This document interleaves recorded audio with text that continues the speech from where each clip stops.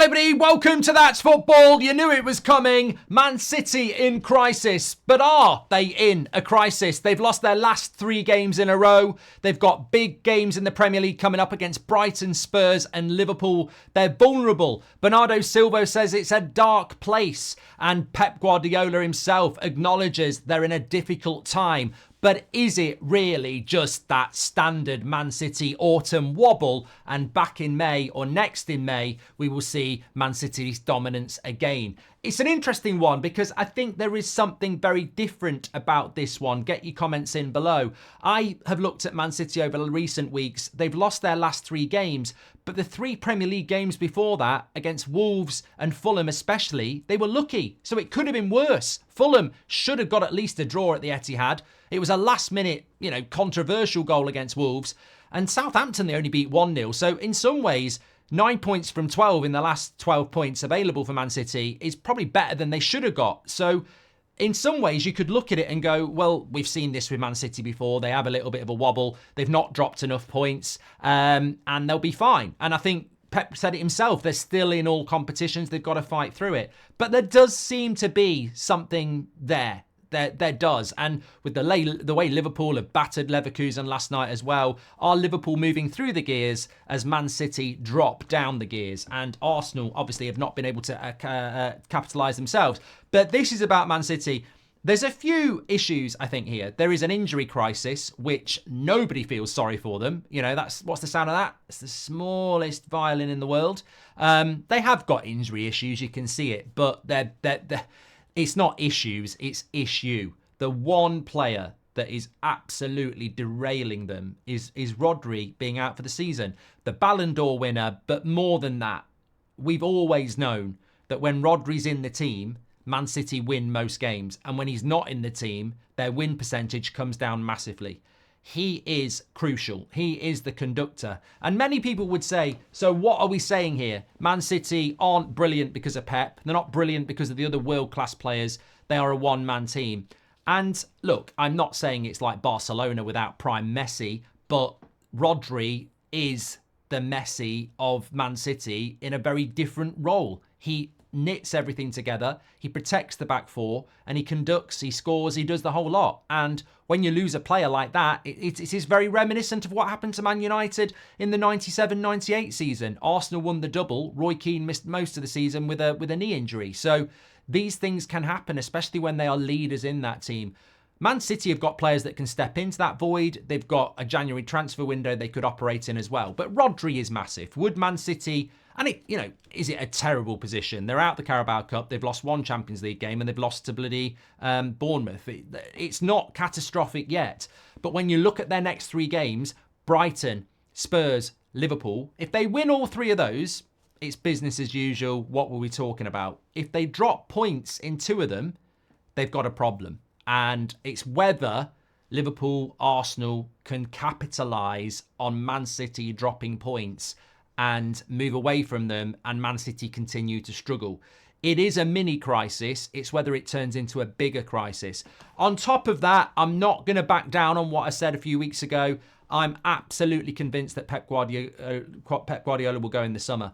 Even though I think it was very obvious that it was Amorim they wanted to work with Hugo Viana, their new director of football. There just seems to be around Man City at the moment almost a footballing curse. We saw it with Man United last season where just injuries, ridiculous amounts of injuries, and other clubs had it as well, Chelsea, Newcastle. Man City just seem to be, they're not immune to it. They're not immune to it. They seem to be struggling with their own combination of factors that are quite damaging. The 1-1-5 thing is going on in the background as well. That is massive. Nobody can sit here. It's like the US election, isn't it? Yesterday, people were saying it's, no one knows which way it's going to go. They do now, but they didn't 24 hours ago. And the Man City 1-1-5 case, people are going, I think they'll get off with it. I think they'll get done. Nobody actually knows what's going to happen. So that's something that's a cloud over Man City, because if it goes wrong, there's ramifications. Obviously, we've spoken about footballing reasons with no Rodri for the season. And add into the mix Pep Guardiola, who... there are strong rumours that he's going to go. And the thing with those things as well is that Sir Alex Ferguson nearly retired in the early noughties. and Man United's form dropped off a cliff. And Sir Alex Ferguson very quickly came out and said, I'm not going, I'm staying. And suddenly the results got better. And we saw it with Jurgen Klopp last year, I'm going. Oh, they'll do it for Klopp, but they couldn't. I think there's something to be said about when managers are going, it can have a very negative effect on the way a team goes. I don't know why. Because you look at Sporting last night, they knew Amrin was going to go and they were absolutely brilliant in the second half. But I think Pep will go. But even if he's not going to go, footballers are human beings. And I think those Man City players, they just seem like...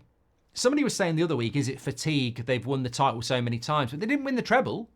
They won the treble the year before and still won the league again.